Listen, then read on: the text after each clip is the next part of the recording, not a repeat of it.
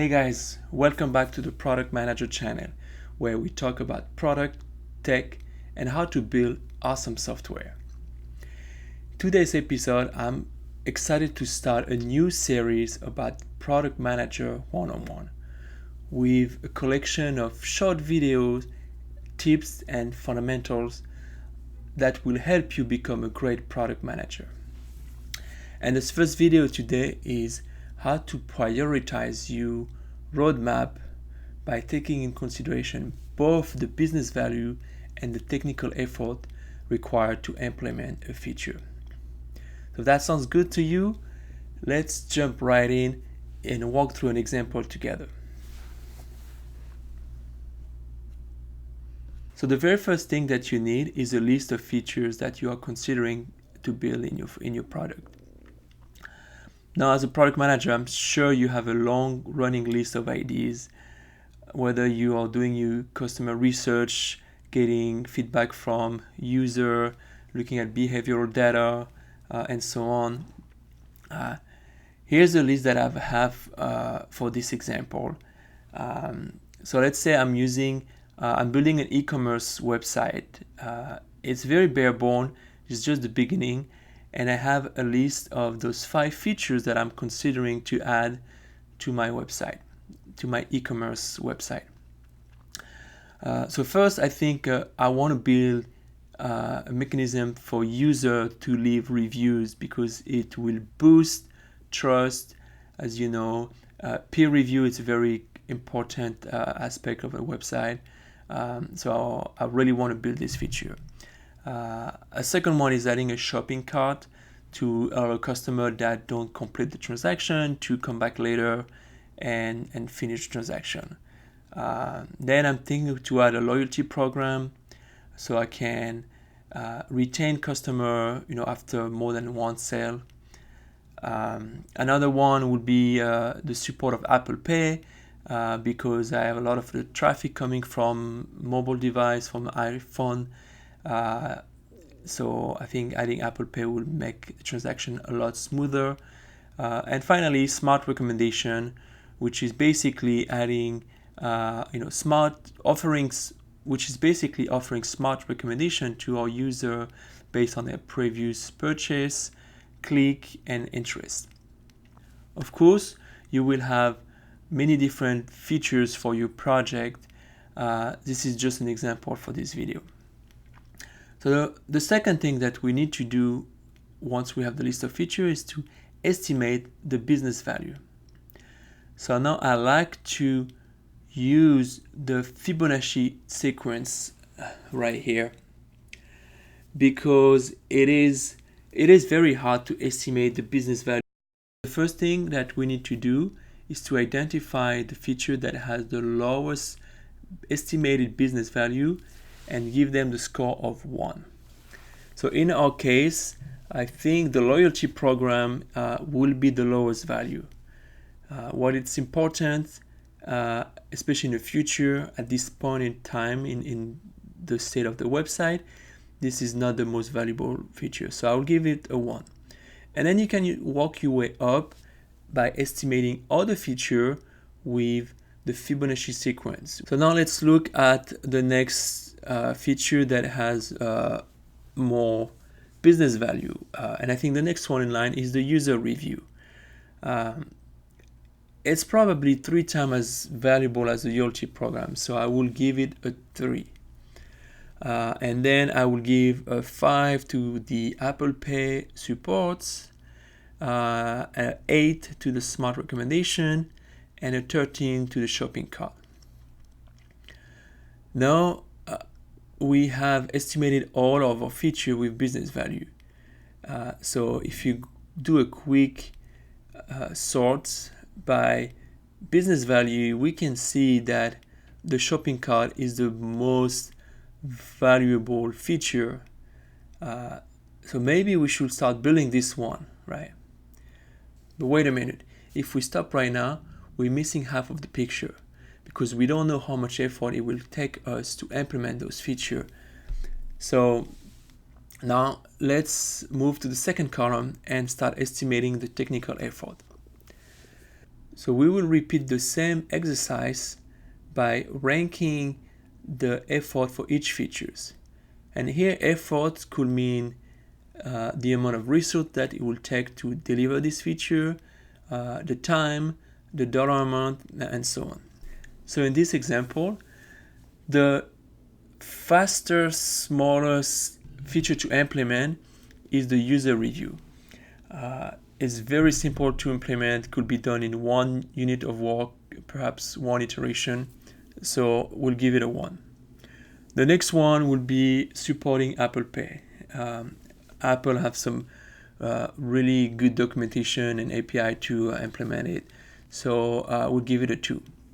The third one, I would give it to the loyalty program. I think it's a little bit more complex. Then the shopping cart, I'll give it a 5. And finally, smart recommendation, which involves some machine learning and AI, will be a 13, which is the highest score.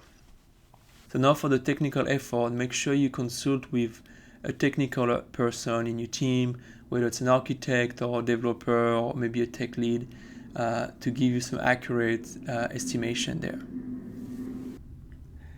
Okay, so now that we have the business value and effort, we simply need to divide the business value by the effort to get a score. This score, we will sort the result from the highest to the lowest, and it will give us our priority orders that we can walk through. So as you see, now the number one feature that we must work on is the user review. Even though it has a business value of only 3, because the effort is lower, the score is 3.0, which is the highest. And the second one is our shopping cart, which we knew had a high business value, and so on. Now, if we look at the smart recommendation, which also had a 13 business value, which was the highest, is the lowest feature to work on because of its high effort. So now, as you can see, this very simple template favor features that have a lower effort to implement. And this is a good thing because it makes sure that we will implement and deliver business value to our user faster, which is one of the main goals as a product manager, is to bring as much value as quickly as possible. So all of the smaller efforts tends to rank higher with this calculation. And basically, if you think about it, it's, we want to look at all the low-hanging fruit and those kind of like easy features that will bring us quick value first, and then to move on to the bigger project. But now there's another tip that you can apply with the bigger project. Maybe if we look at the smart recommendation and the big effort of a 13, perhaps we could split this project into smaller increments and have a lower efforts to this project. So instead of thinking the whole smart recommendation, maybe I can have a first phase, which is, after you make a purchase, you receive an email that has, hey, people like you bought this other product, for example. And then phase 2 could be, on the website itself, you have like a landing page where you see product that you may like and so on. Basically, what you want to do is to make your big project as small as possible with incremental value so that you can beat this calculation, this template, and deliver value quickly.